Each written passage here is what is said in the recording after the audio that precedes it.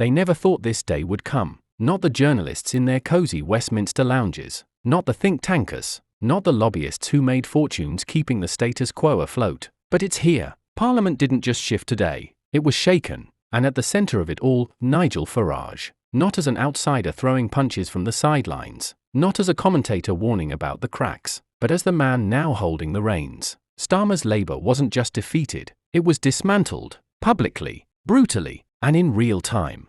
Before we dive in, if you believe in independent voices, not filtered by establishment handlers or mainstream gatekeepers, subscribe now to this channel, because what's unfolding today is a seismic political shift they'd rather you didn't see. The Commons chamber erupted like a volcano as the final votes were announced. Gasps, jeers, and stunned silence blended into one surreal noise. Labour MPs looked like they'd seen a ghost, and maybe they had, because what Farage pulled off today wasn't just an upset. It was a takeover, a full-frontal, strategic and symbolic conquest of a parliament that for years mocked him, dismissed him, and tried to shut him out. Today, that parliament bowed, not willingly, but undeniably.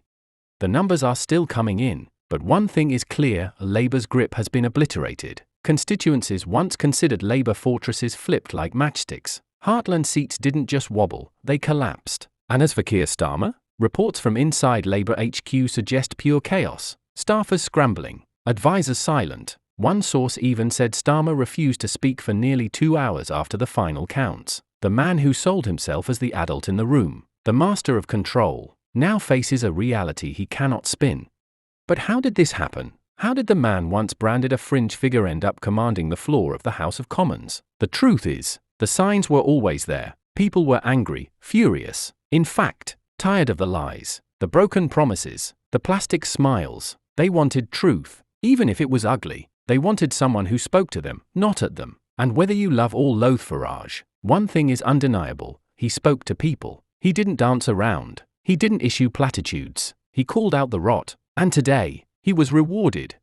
The takeover didn't come through slick backroom deals or celebrity endorsements. It came from villages, towns, and cities that felt ignored. It came from pensioners sick of skyrocketing bills, from young workers locked out of housing, from families watching their schools crumble while MPs bragged about GDP growth. Farage didn't need to fabricate outrage, he simply mirrored the one already boiling in millions of households.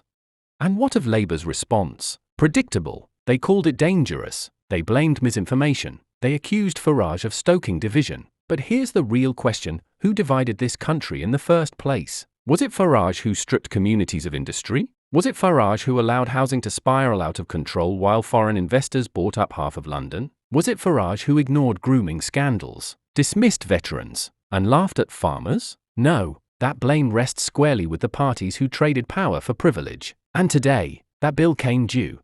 In the Commons, the shift was more than visual. Farage's MPs entered not as rebels, but as a force, confident, focused, strategic. Gone were the days of one-man crusades. This was a movement, now institutionalized. And while Starmer tried to hold the line, it was too late. Every rebuttal sounded hollow. Every plea for unity rang false. He looked like a man who'd lost the room, because he had.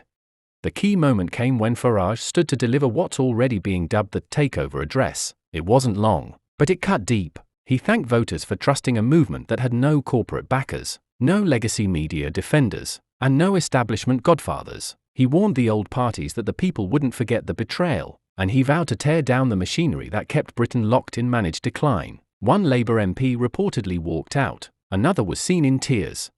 But behind the theatre lies something deeper, a reckoning, because this isn't just about Farage. It's about the collapse of credibility, of the idea that Britain's problems could be managed away with carefully worded press releases, that a party could ignore the working class for a decade, then win them back with token policies and photo ops. That era ended today, not with a whisper, but with a thunderclap.